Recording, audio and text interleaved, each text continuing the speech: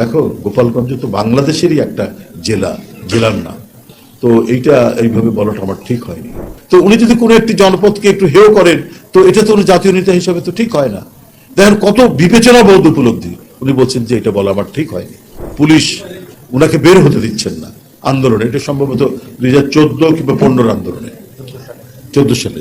তো সেখানে উনি রাগ করে বলেছেন যে গোপালগঞ্জের নাম পাল্টে দিব। তো আমরা তখন অ্যারেস্ট হয়ে গেছি, জেলখানায় আছি। তো এই কথা যখন উনি বলেছেন, তো আমরা খুব খুশি যে ঠিক বলেছেন ম্যাডাম, বলেছেন। কিন্তু আমরা যখন জেল থেকে বেরিয়ে এসে ওনার সাথে দেখা হলো, তো ওনাকে আমরা খুব বলছি যে ম্যাডাম এই যে একটা শক্ত কথা আপনি বলেছেন ওই পুলিশ অফিসার থেকে, আমরা এত খুশি হয়েছি ম্যাডাম। তো উনি একটু চুপ করে বললেন কিছু নীরব থেকে, বলছে যে আমি বলেছি এটা ঠিক আছে, কিন্তু এটা আমার বলা ঠিক হয়নি। বলে কেন ম্যাডাম? ঠিকই তো করেছেন। যত ঢাকা শহরে যত পুলিশ অফিসার শেখ হাসিনা নিয়ে এসছে, অধিকাংশের বাড়ি গোপালগঞ্জ। এরাই নিষ্ঠুরতা করছে, এরাই এই ছাত্র জনতার উপর নিষ্পেষণ করছে, অত্যাচার করছে, রিমান্ডের নামে মানে নির্বিচারে তারা অকথ্য নির্যাতন করছে। না, সেটা তো সব ঠিকই আছে, বলা যায়। দেখো গোপালগঞ্জ তো বাংলাদেশেরই একটা জেলার নাম।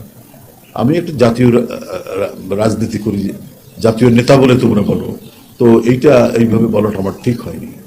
এটা নিয়ে ভাবলাম পরে যে বাহ, কত গভীরভাবে তুমি এটা দেখেছেন এবং বুঝেছেন এবং উপলব্ধি করেছেন যে এটা আমাদের মাথার মধ্যেও আসেনি। কারণ উনার কাছে যেমন রংপুর, উনার কাছে যেমন ফেনী, উনার কাছে যেমন বগুড়া, উনার কাছে যেমন সাতক্ষীরা, উনার কাছে যেমন চট্টগ্রাম, উনার কাছে তো গোপালগঞ্জও একটা জেলা। উনি যখন প্রধানমন্ত্রী, তো গোপালগঞ্জের তো উনি প্রধানমন্ত্রী। উনি যেমন ভরঙ্গামারীর প্রধানমন্ত্রী, উনি তেমনি কাশিয়ানীর তো প্রধানমন্ত্রী।